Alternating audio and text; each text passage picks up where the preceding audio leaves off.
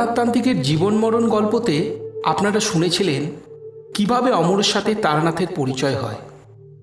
তারানাথ প্রথম দর্শনেই অমরের মনের কথা বুঝে তাকে বাকসংযম, নিরামিষ আহার, অযথা কোনো পরিশ্রম না করে শক্তি সঞ্চয় ও সন্ধ্যের পর কোনো মন্দির বা গঙ্গার তীরে ঈশ্বর ধ্যান করতে বলে। অমর নিজের মনে সেই দিন প্রথম একটা আলোর রেখা দেখতে পায়, আর সেই আলোয় তারানাথকে গুরু বলে মেনে নেয়। আর অমর তারানাথের মুখে তার জীবনের একটা গল্প শোনে। বাংলা সাহিত্য জগৎকে সাজাতে ও জীবন্ত করে তুলতে কিছু ভৌতিক, কাল্পনিক গল্প, কবিতা, নাটক দিয়ে সাজানো আমার এক বিশেষ নিবেদন, রূপকথা। আমি অঙ্কুশ মৈত্র। আজ আপনাদের জন্য আমার লেখা তারানাথ তান্ত্রিকের দ্বিতীয় গল্প, অমরের ভয়। প্রধান চরিত্রে তারানাথ তান্ত্রিক, অমর, সাধু, নিমে এবং রহিম মাঝি। গল্প পাঠ করছি আমি নিজে। শুরু হচ্ছে তারানাথ তান্ত্রিকের দ্বিতীয় গল্প, অমরের ভয়।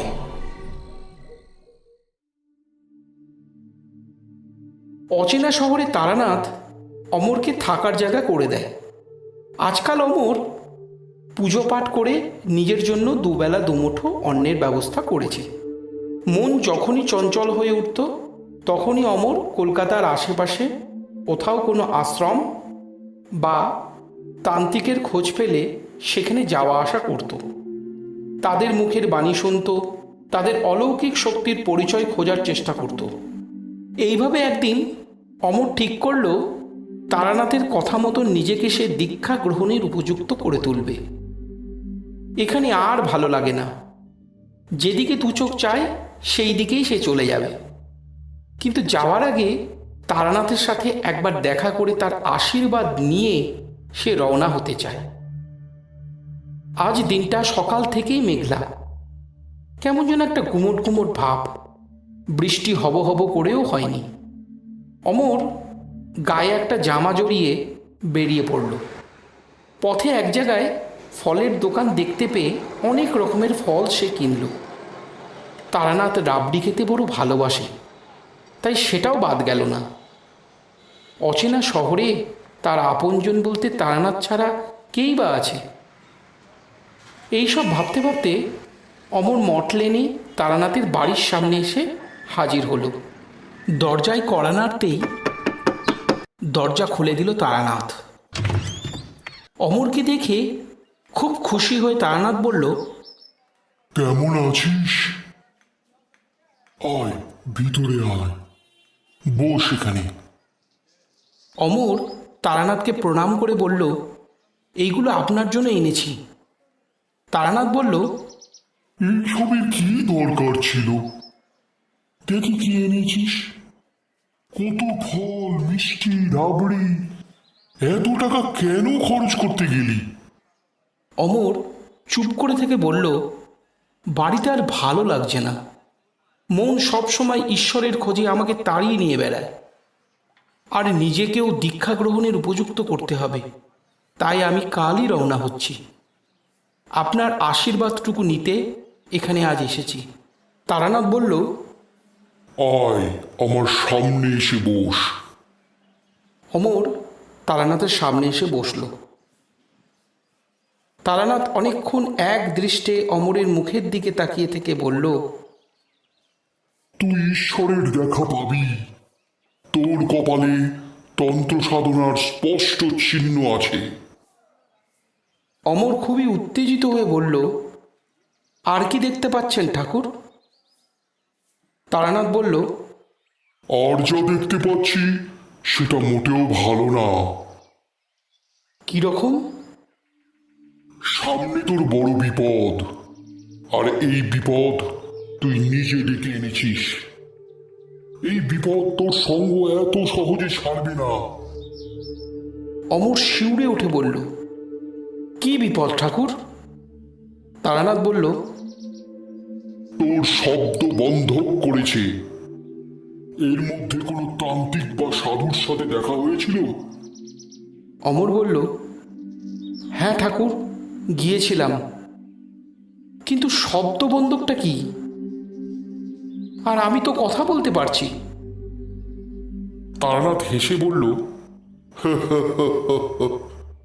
ওইভাবে বোঝা যায় না, আমরা বুঝি। অনেক নিম্ন শ্রেণীর তান্ত্রিক আছে যারা তন্ত্র সাধনা করতে অনেক কিছু করে থাকে। সেরকমই কেউ তোর শব্দকে আটকে নিয়েছে, যার উপরে সে কাজ করবে শ্মশানে বসে। অমর বলল, কিভাবে ঠাকুর? তারানাথ বলল, সেটা আমি বলবো না, তবে অমাবস্যা, পূর্ণিমা আর একাদশীতে রাত্রিকালে কেউ ডাকলে সাড়া দিবি না। সারা শরীর জুড়ে যন্ত্রণা হবে, তোকে বাধ্য করবে তার ডাকে সাড়া দিতে, তবুও উত্তর দিবি না, না হলে তোকে টেনে নিয়ে যাবে মৃত্যুর দিকে। অমর বলল, তাহলে কি করে বিপদ থেকে উদ্ধার পাবো? তারানাথ বলল, তোকে নিজেই এর সমাধান খুঁজতে হবে। যেদিন তোর তনু জেগে উঠবে, সেই দিন এই বিপদ থেকে বেরিয়ে যাবি। অমর বলল, ঠাকুর কি করতে হবে? তারানাথ বলল, মনুষ্য শরীর রক্ত মাংসে গড়া, তা অশুদ্ধ, তাই প্রথমে নিজেকে শুদ্ধ করে নিতে হয়। 16টা ঋতু চালনা করে মনুষ্য দেহকে, তার মধ্যে থেকে 6টা ঋতু খুবই ভয়ানক, যেমন কাম, ক্রোধ, লোভ, মোহ, মদ, মাস্তুর্য। এদেরকে নিজের করায়ত্তে আনতে হয়। এরা ছলনা করছে মানুষকে। কাম যদি বাধা পায়, তাহলে ক্রোধের উৎপত্তি হয়। ক্রোধ থেকে আসে লালসা। তাই এদেরকে নিজের মধ্যে জয় করে নিয়ে যে কোনো দেবীকে সামনে রেখে নিজের অঙ্গ প্রত্যঙ্গকে জাগাতে হয়, মানে তনুর জাগরণ ঘটে। অমর চুপ করে বসে সব শুনছিল। তারানাথ বলল, তোকে একটা জিনিস শিখিয়ে দিচ্ছি, শিখে রাখ। যেখানেই যাস না কেন, সেখানে যদি কোনো বিপদ আসে বা অস্বস্তি হচ্ছে বলে মনে হয়, তাহলে এই প্রক্রিয়াটা করবি। যতই বিপদ আসুক, প্রাণটা বেঁচে যাবে। অমর বলল, কি প্রক্রিয়া ঠাকুর? তারানাথ মুখটা অমরের কানের কাছে নিয়ে গিয়ে একটা মন্ত্র বলে দিল আর বলল, এটা গাত্রবন্ধন। এই মন্ত্র মনে মনে উচ্চারণ করবি। এর ক্ষমতা অনেক, তোকে রক্ষা করবে। আমার আশীর্বাদ সব সময় তোর সঙ্গে থাকবে। তবে ভয় পাবি না, ভয়কে জয় কর। যা। অমর তারানাথকে প্রণাম করে বিদায় নিল। একদিন সকালে পবিত্র গঙ্গায় স্নান সেরে অমর নৌকায় চড়ে বসল। রহিম মাঝি নৌকার পাল তুলে দিয়ে অমরকে নিয়ে নদীপথে পাড়ি দিল অজানা ঠিকানায়। মাঝি বলল, কোথায় যাবেন? অমর বলল, ওই দূরে একটা জঙ্গল দেখা যাচ্ছে, তারপর। নৌকা চলল। একসময় নৌকা এসে ভিড়ল এক গ্রামে। তখন সকাল গড়িয়ে দুপুর হয়েছে। মাঝি বলল, এটা বিষ্ণুগ্রাম, এরপর আমি যাব না।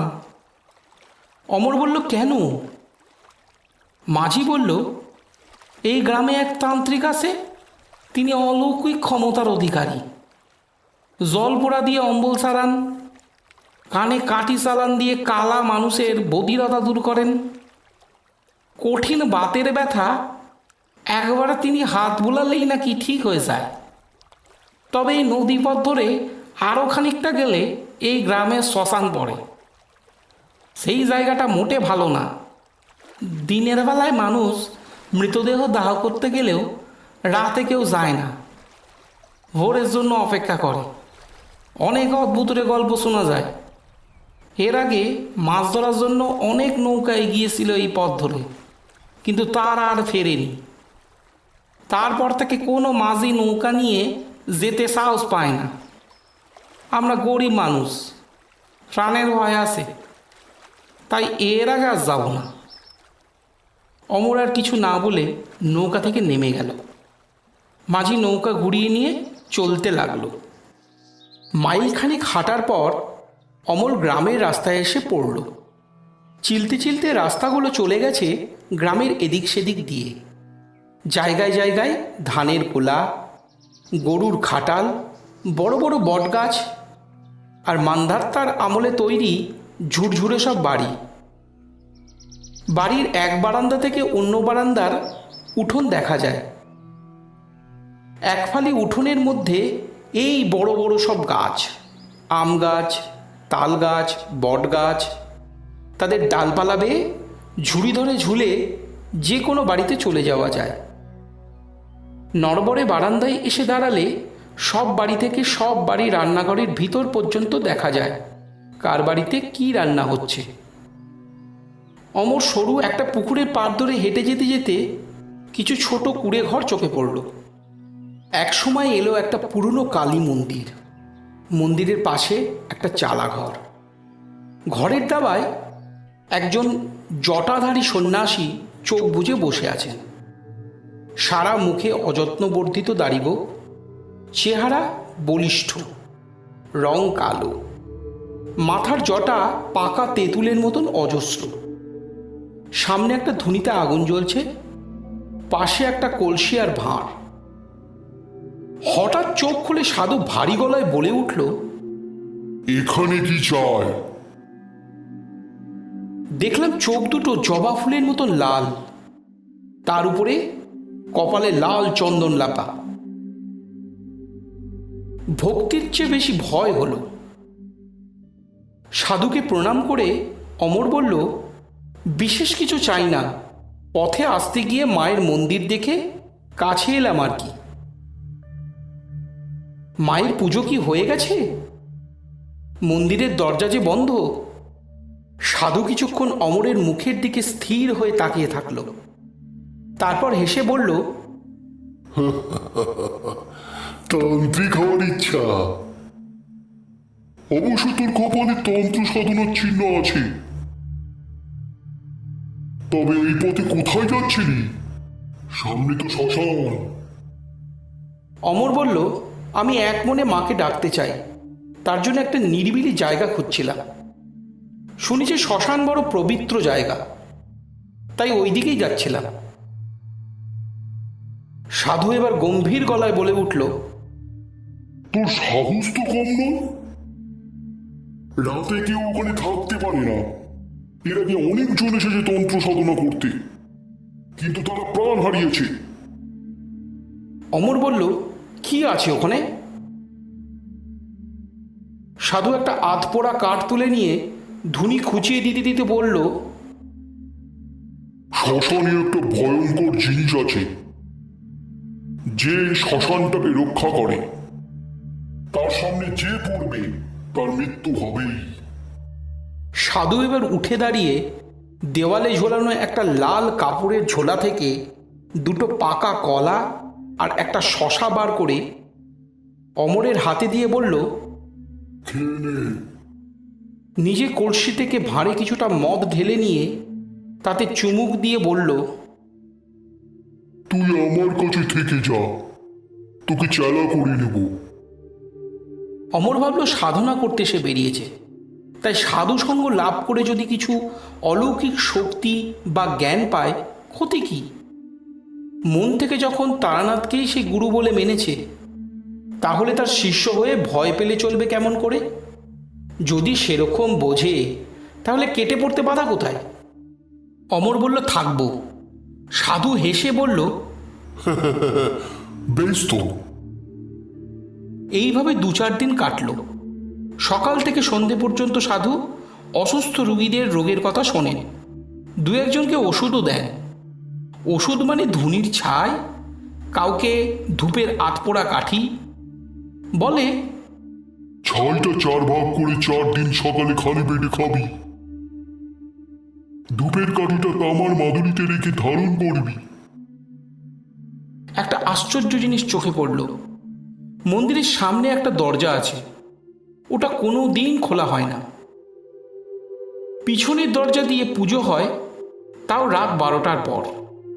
রাত বাড়লে কোথার থেকে সাধুর 5টা চেলা এসে রোজ সাধুর সাথে পুজোতে যোগদান করে। অমর দরজার বাইরে অপেক্ষা করে, তাকে ভিতরে যেতে দেয় না। সাধু বলে, দীক্ষা না নেওয়া পর্যন্ত তোকে মন্দিরের বাইরেই থাকতে হবে। পুজোর পর অনেক ভক্ত কোথার থেকে হাজির হয়। পুজো শেষ হলে সাধু একটা মরার মাথা হাতে নিয়ে বাইরে আসে। গুপ্ত মন্ত্র উচ্চারণ করে কি যেন করে। তারপর সকল ভক্তদের হাতে মাটির খুঁড়িতে কি যেন একটা পানীয় খেতে দেয়। একদিন সকালে একটা ঘটনা ঘটল। গ্রামের এক মহিলা তার ছেলেকে নিয়ে আসলো সাধুর কাছে। ছেলের মুখ দিয়ে রক্ত পড়ছে ফোঁটা ফোঁটা করে, কিছুতেই বন্ধ হচ্ছে না সেই রক্ত। অনেক ডাক্তার বুদ্ধি করেছে, কিন্তু কোনো লাভ হয়নি। আরও কোনো উপায় না পেয়ে অসহায় মা তার ছেলের প্রাণ বাঁচাতে সাধুর কাছে এসেছে। সাধু দেখে বলল, তোর ছেলেকে বান মেরেছে, আর বাঁচবে না তোর ছেলে। যা, ফিরে যা। মা সাধুর পা ধরে কাকুতি মিনতি করতে লাগে। তখন সাধু বলে, সামনের অমাবস্যায় একটা পুজো করতে হবে, অনেক খরচা হবে, পারবি তো? মা জানালো ছেলের জন্য তিনি সব কিছু করতে রাজি আছেন।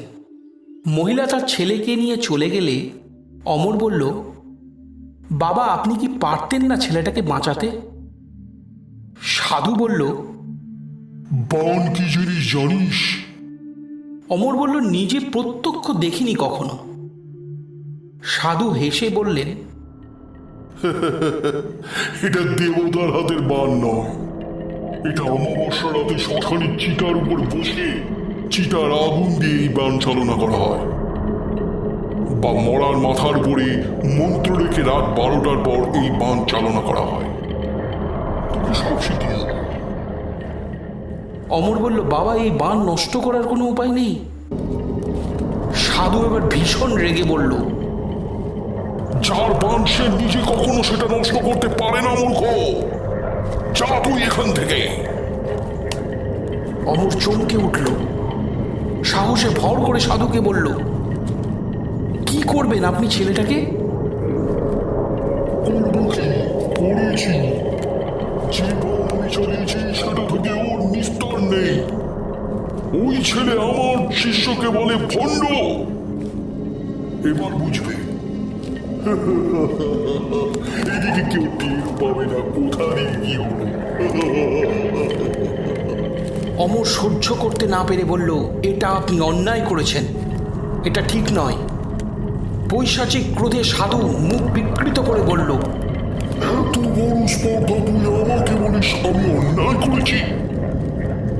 অমর বলল, প্রতিহিংসা সাধনের জন্য নরহত্যা মহা অধর্ম। আমি চললাম, আপনি থাকুন আপনার ওই কুৎসিত সাধনা নিয়ে। সাধু উন্মাদের মতন হেসে উঠে বলল, তুই মরবি যেখানেই যা, তোকে মরতেই হবে। অমর হাঁটতে হাঁটতে মন্দির থেকে অনেকটা দূরে চলে এলো। একটা বড় গাছ দেখতে পেয়ে গাছের নিচে এসে বসল। মনে মনে ভাবতে লাগলো, সাধু কুকর্মে লিপ্ত আছে।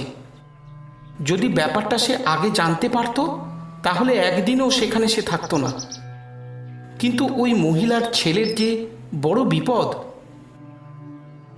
সামনের অমাবস্যায় প্রাণটা কেড়ে নেবে ওই সাধু। কি উপায় বাঁচানো যায় এই সব ভাবতে ভাবতে চোখে পড়ল কিছুটা দূরে একটা ঝোপের ভিতর কিছু একটা নড়াচড়া করছে।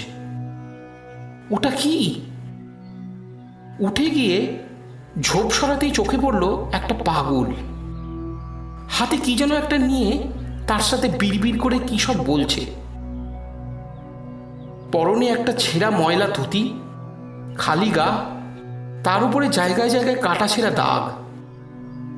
অমর বলল, কে তুমি? কি চাও? হাতে ওটা কি দেখাও। পাগল কোনো উত্তর দিল না। হঠাৎ পিঠের পিছন থেকে একটা গলার স্বর শোনা গেল। উনি হচ্ছে গিয়ে এই গ্রামের পুরুত মশাই। অমর ঘাড় ঘোরাতেই লোকটি হেসে বলল, আমি হচ্ছি নিমাইসাত প্রামাণিক, লোকে বলে নিমে, যাতে আমি নাপিত নাপিত। আপনি তো ওই সাধুর কাছ থেকে আসছেন। অমর বলল, ওর নাম করবেন না, উনি হচ্ছে নরকের কীট, অধার্মিক নরহত্যাকারী। নিমে বলল, আপনি মন্দিরের ঠাকুরের দর্শন পেয়েছেন? অমর বলল, না, আমাকে ঢুকতে দেয়নি। নিমে বলল, দেবে কি করে? ওই মন্দিরে ঠাকুরকে বন্দি করে রেখেছে তো। সাধুর অনেক চেলা আছে, যারা এই গ্রামের কোনো মন্দিরে কোনো দেবতাকে রাখেনি, আর মন্দিরের দরজা বন্ধ করে দিয়েছে সবার জন্য। সাধুর অনেক ক্ষমতা, উনি নিজে নাকি ভগবান, তাই সবাই ওর কাছে যায়। অমর সব শুনে বলল, তা তুমিও যাও নাকি? নিমে বলল, না না, গেলে আমাকেও পাগল করে দেবে। অমর বলল, ঠিক বুঝলাম না। নিমে বলল, তাহলে বলি শোনো। ওই মন্দিরে একটা কালী মূর্তি আছে, যার নিত্য সেবা করত আমাদের গ্রামের বড় পুরোহিত ভোলা ঠাকুর। কোথার থেকেই সাধু এসে একদিন কি সব করলো, আর দিন দিন ওই যে ভোলা ঠাকুর যেন পাগল হয়ে গেল। আর সেই সাধু একদিন গ্রামের সবাইকে ডেকে বলল, মায়ের কোপে নাকি পুরোহিত পাগল হয়ে গেছে, মা নাকি সবার উপরে রুষ্ট হয়েছেন, তাই কাউকে আর দর্শন দিতে চান না। ব্যাস, তারপর থেকে মন্দিরের দরজা সবার জন্য বন্ধ। অমর বলল, তাহলে ভোলা ঠাকুর গেল কোথায়?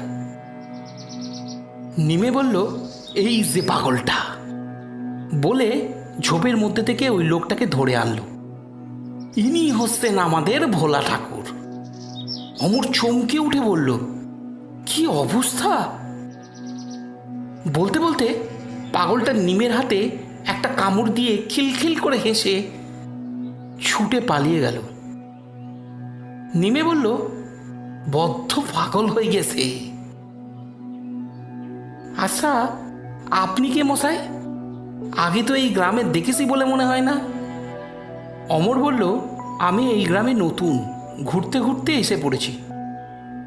নিমে বলল, তা কোথায় যাবেন? অমর বলল, ভেবেছিলাম সাধনা করব, তা আপনার কাছে শুনলাম সারা গ্রামে মাকে বন্দি করে রেখেছে। এখন তাহলে বাকি থাকলো শ্মশান, যেখানে কেউ কাউকে বন্দি করতে পারে না, সেখানেই যাব। নিমে অমরের কথা শুনে তাকে প্রণাম করে বলল, আপনাকে দেখে সাধারণ মানুষ মনেই হয় না। অমর বলল, না না, তেমন কিছু না, আমি মার নাম জপ করি, তাই বলে কোনো ক্ষমতা নেই আমার মধ্যে। অমর বলল, আচ্ছা বলতে পারেন, এই গ্রামে কোনো একটা ছেলে যার মুখ দিয়ে রক্ত পড়ছে, সবাই বলছে মারা যাবে, এরকম কোনো ছেলেকে চেনেন? নিমে বলল, ও বুঝেছি, আপনি জমিদার কৃষ্ণপদ ছেলে বলরামের কথা বলছেন তো? অমর বলল, হবে হয়তো, আমাকে নিয়ে যেতে পারেন ওই বাড়িতে? নিমে বলল, আমি বাড়ি দেখিয়ে দিতে পারি, কিন্তু সঙ্গে যাব না, কারণ ওই বাড়ির সবার প্রাণ নিয়েছে ওই সাধু, এখন ছেলেটার প্রাণের পিছনে পড়েছে। নিমে বাড়ি দেখিয়ে চলে গেল। অমর দেখল সমস্ত বাড়ি কেমন যেন ঝিমিয়ে আছে, ভিতরে কেউ যেন জেগে নেই। বুকটা কেঁপে উঠল, না জানি ছেলেটা বেঁচে আছে কিনা। উঠোনে দাঁড়িয়ে অমর ডাকলো, বাড়িতে কেউ আছেন? শুনছেন? ডাক শুনে ভিতর থেকে এক মহিলা বেরিয়ে এলেন। অমরকে দেখে বললেন, আপনাকে সাধু বাবা পাঠিয়েছেন? পুজোর টাকা লাগবে তো? কত লাগবে বলুন? বলতে বলতে শাড়ির আঁচল দিয়ে চোখটা মুছে নিয়ে ভিতরের দিকে উঠে যেতে লাগলো। অমর বলল, আমাকে কেউ পাঠায়নি, আমি নিজে এসেছি। মহিলা অমরের মুখের দিকে তাকিয়ে বলল, তাহলে কে আপনি? অমর বলল, আর যাবেন না ওই সাধুর কাছে, ঠাকুরের নাম করুন, ছেলেটাকে রোজ গঙ্গায় স্নান করান, হাতের মাদুলি ওই সাধুর দেওয়া, ওটা খুলে দেবেন। আমি প্রার্থনা করব মার কাছে যাতে আপনার ছেলে ভালো হয়ে যায়। আচ্ছা, আমি আজ চলি। এই বলে অমর হেঁটে যেতে লাগলো গ্রামের শ্মশানের দিকে। শ্মশানে যখন অমর পৌঁছলো তখন বিকেলের আলোয় দিনের শেষ চিতাটা পুড়ছে। অনেকটা দূরে গাছের নিচে 7-8 জন নিজেদের মধ্যে কথা বলা বলি করছে। অমর শ্মশানের উল্টো দিকে একটা বড় বটগাছ দেখল, যার ডালপালা অনেক দূর পর্যন্ত অধিকার করে ছাওয়ার সৃষ্টি করে নিয়েছে বিকালের আলোয়। অমর গাছের কিছু শুকনো কাঠ কুড়িয়ে নিয়ে গাছের নিচে ভালো করে পরিষ্কার করে বসল। ঝুলি থেকে একটা ছুরি বার করে ডালগুলোকে ছেঁটে একটু সাজিয়ে নিল। সামনে গঙ্গা বয়ে যাচ্ছে। অমর গঙ্গার দিকে এগিয়ে গেল। গঙ্গায় নেমে 7বার ডুব দিয়ে স্নান সেরে যখন ডাঙায় উঠল তখন দূরে গাছের পিছনে দিনের শেষ আলোটুকু লুকিয়েছে। চিতার আগুন প্রায় নিভে এসেছে। অমরকে গঙ্গার দিক থেকে হেঁটে আসতে দেখে শ্মশান যাত্রীরা চমকে উঠল। বলল, আপনি কে? অমর বলল, আমি এই গ্রামে নতুন, সাধনা করতে এসেছি।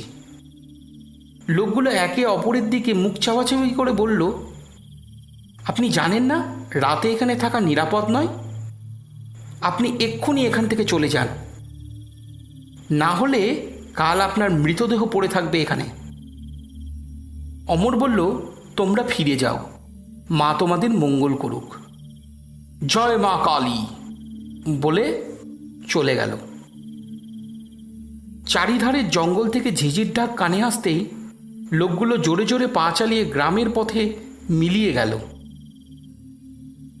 এত বড় শ্মশান যেন ক্রমেই ছোট হতে লাগলো।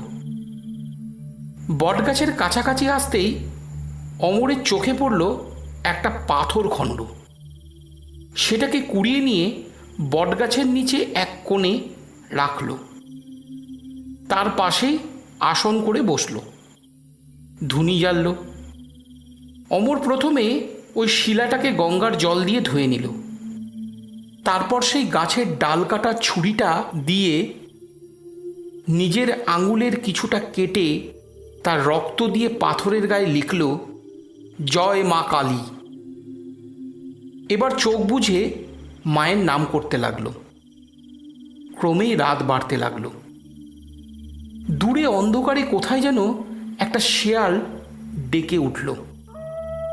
নির্জন শ্মশান, কেউ কোনো দিকে নেই। কালো অন্ধকারে শ্মশানের দিকবিদিক যেন নিজেদের লুকিয়েছে। এইভাবে বেশ কিছুক্ষণ নাম জপ করার পর কানে এলো একটা খসখসে আওয়াজ। চোখ খুলে দেখল সামনে একটা শেয়াল চিতার আধপোড়া একটা মরা দেহকে মুখে করে টেনে এনে তার সামনে বসে ছিঁড়ে ছিঁড়ে খাচ্ছে, আর দাঁতের ফাঁক দিয়ে বিচ্ছিরি লালা রস ঝরে ঝরে পড়ছে। আর চারিধারের বাতাস যেন সেই পচা দুর্গন্ধকে বয়ে নিয়ে বেড়াচ্ছে। দেখতে দেখতে শ্মশানে কেমন যেন একটা গরম বাতাস বইতে শুরু করেছে। একসময় চারিধারের অন্ধকার ভেদ করে আরো অনেক শেয়াল বেরিয়ে আসতে লাগলো। ওই মরা দেহটাকে দেখে নিজেদের মধ্যে কামড়াকামড়ি করে ছিঁড়ে ছিঁড়ে টুকরো টুকরো করে খেতে লাগলো। আস্তে আস্তে তারা ছোট ছোট মাংসের টুকরোগুলোকে মুখে করে আবার অন্ধকারে মিশে গেল। অমর আবার চোখ বুঝে ধ্যানে মন দিল। একসময় অমর বুঝল তার শরীর বেয়ে কোনো প্রাণী তাকে জড়িয়ে নিচ্ছে, একটা ঠান্ডা স্পর্শ। তখন অমরের মনে হলো এই শরীর যেন তার নয়। সে কোথায় আছে, কি করছে, কিছুই যেন মনে করতে পারল না। চারিধারে যেন ধোঁয়া আর ধোঁয়া, কোনো শব্দ নেই, কাউকে দেখা যাচ্ছে না। কিছুক্ষণ এইভাবে থাকার পর ধোঁয়া ভেঙে এক কালো মূর্তি প্রকট হলো। তার মাথা আছে, কিন্তু তাদের চোখ, মুখ, নাক বলে কিচ্ছু নেই, যেন একটা মাংসের দলা। তার শরীর অতিকায়, হাতে একটা রক্তমাখা খাড়া। সে শিয়ালগুলোকে ধরে নিয়ে যেন কোথায় যাচ্ছে।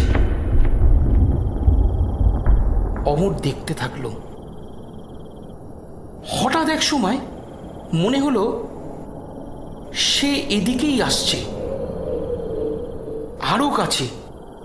এক সময় পুরো চোখের সামনে অমর যেন নিজের মন্তধ্বনি নিজেই শুনতে পেল, কিন্তু অনেক দূর থেকে।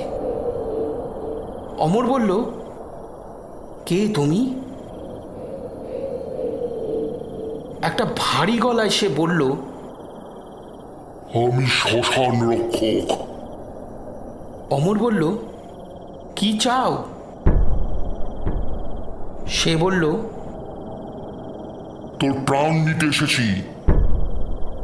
অমর বলল, না, আমি মাকে দেখতে চাই, তারপর আমার প্রাণ নাও। ঠিক আছে, তবে আয় আমার সাথে। অমর হেঁটে চলল ধোঁয়ার মধ্যে দিয়ে। কোথায় যাচ্ছে সে কিছুই সে বুঝতে পারল না। কাউকে সে দেখতে পেল না, শুধু হেঁটে যাচ্ছে এক ধোঁয়ার মধ্যে দিয়ে। সেখানে না আছে কোনো শব্দ, না আছে কিছু। এইভাবে অনেকক্ষণ হাঁটার পর ধোঁয়ার মধ্যে থেকে একটা পুরনো দরজা চোখে পড়ল। কাছে যেতেই সেটা খুলে গেল। চোখে পড়ল এক তীব্র আলো। কি আলো, তাকানো যায় না। আস্তে আস্তে আলো কমতে লাগলো। অমর দেখল মা কালীর মূর্তি। অমর ছুটে গিয়ে মায়ের পা জড়িয়ে ধরে বলল, ফিরে চল মা, ফিরে চল, আমার সাথে ফিরে চল তুই। অমনি চারিধার অন্ধকার হয়ে গেল। লোকজনের কোলাহল কানে আসতেই অমর চোখ খুলে উঠে বসল। দেখল ভোর হয়ে গেছে। তাকে ঘিরে অনেকটা দূরে অনেক লোক দাঁড়িয়ে নিজেদের মধ্যে কথা বলছে। আশেপাশের গ্রাম থেকেও অনেক মহিলারাও এসেছে। অমর ঘাড় ঘোরাতেই দেখল তার মাথার কাছে মা কালীর মূর্তি, আর বটগাছের আশেপাশে অনেক বড় বড় সাপ এদিক ওদিক ছিটিয়ে। অমর মাকে প্রণাম করে বলল, তুমি এসেছো তাহলে? ধীরে ধীরে সাপগুলো জঙ্গলের এদিক সেদিক চলে গেল। তখন ভিড়ের মধ্যে থেকে নিমে ছুটে গেল অমরের কাছে, বলল, কাল কি করেছো তুমি? সকালে গ্রাম শুদ্ধ রটে গেল, মন্দিরের দরজা খোলা, মা নেই। খোঁজ খোঁজ খোঁজ, পরে মাকে এখানে পাওয়া গেল। অমর বলল, আজ থেকে এখানেই মায়ের পুজো হবে। সেই পুজো করবে ভোলা ঠাকুর। অমর গ্রামবাসীদের দিকে তাকিয়ে বলল, যাও তোমরা ভোলা ঠাকুরকে খুঁজে আনো। গ্রামের লোকেরা বলল, সে তো পাগল হয়েছে। অমর বলল, মার ইচ্ছাতে মা যখন এখানে এসেছে তখন তার এত বছরের সেবককে কি ভালো করে দেননি মা? দেখা গেল সত্যি সত্যি ভোলা ঠাকুর ভালো হয়ে গেছে।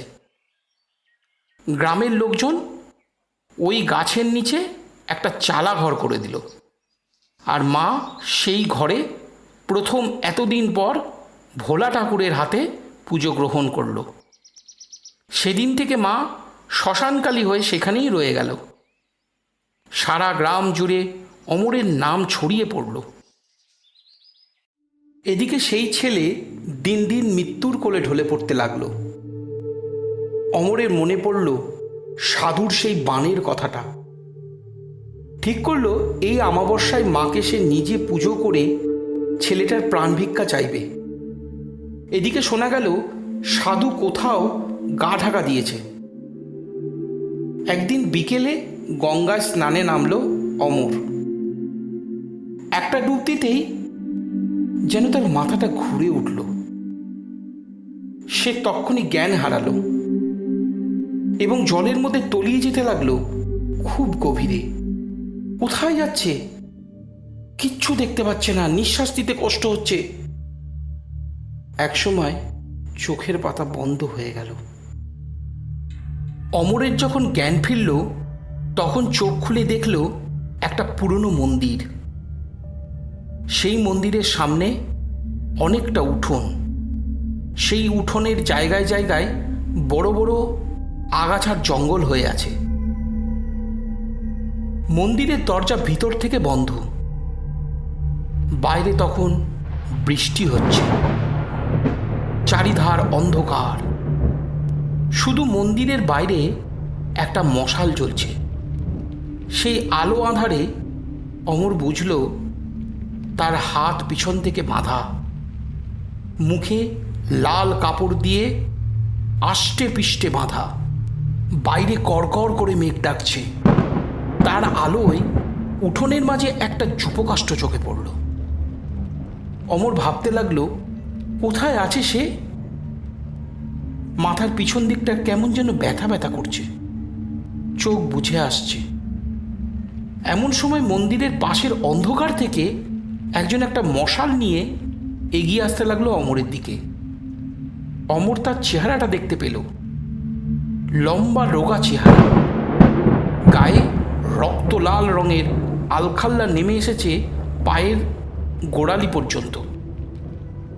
মাথায় লম্বা লম্বা চুল, মেয়েদের মতন মাঝখানে সিঁথি। লম্বা চুলের গোছা মাথা থেকে নেমে কাঁধ ছাড়িয়ে দেহের উপর ছড়িয়ে লুটোপুটি করছে। চোখে তীক্ষ্ণ সতর্ক দৃষ্টি। আর তার পাশে একজন খাটো করে ধুতি, এই মোটা চেহারা, খালি গা, মাথায় লাল কাপড়ের ফেটা, হাতে একটা খাঁড়া। এরা কে? হঠাৎ অমরের মাথার পিছনের ব্যথাটা যেন বেড়ে গেল।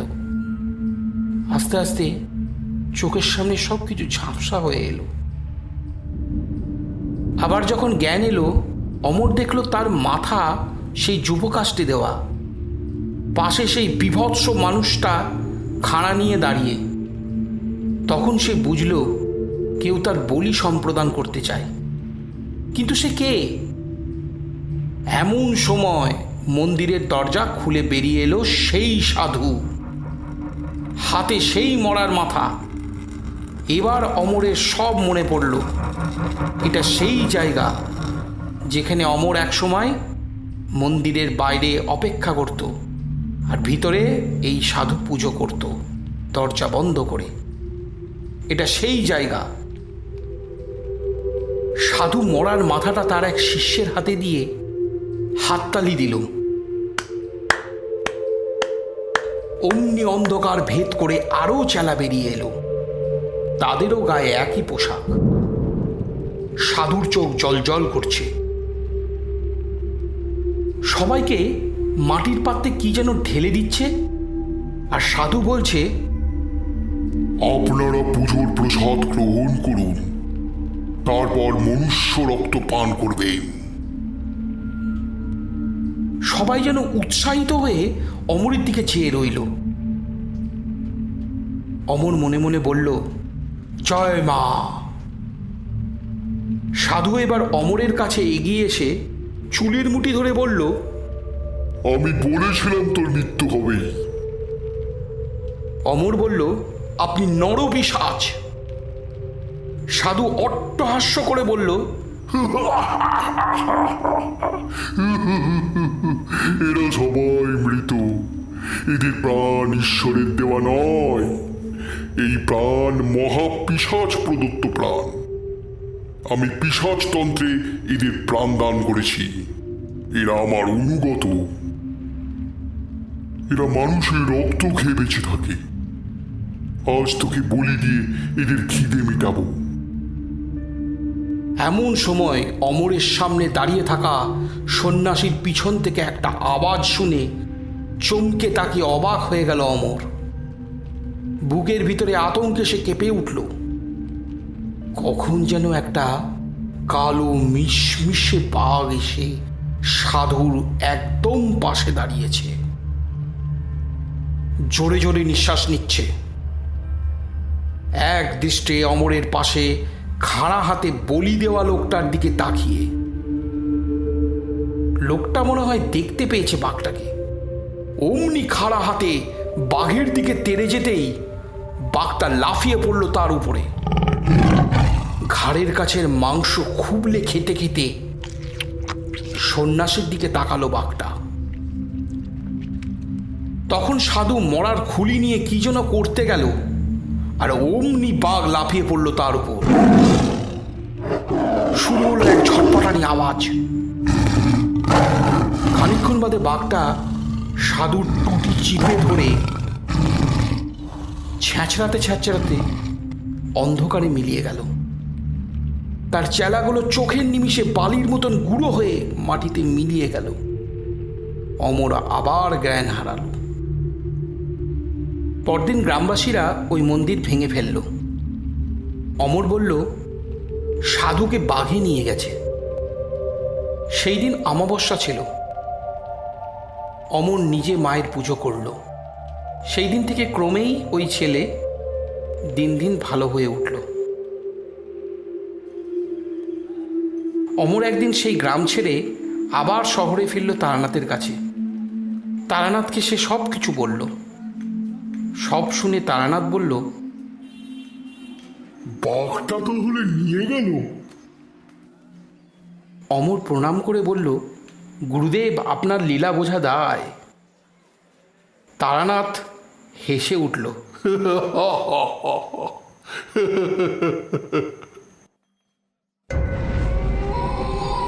শুনছিলেন আমার লেখা তারানাথ তান্ত্রিকের দ্বিতীয় গল্প, অমরের ভয়। রূপকথার সমস্ত গল্প, কবিতা, নাটক শুনতে সাবস্ক্রাইব করুন এই ইউটিউব চ্যানেলে। সবাই ভালো থাকবেন। শুভরাত্রি।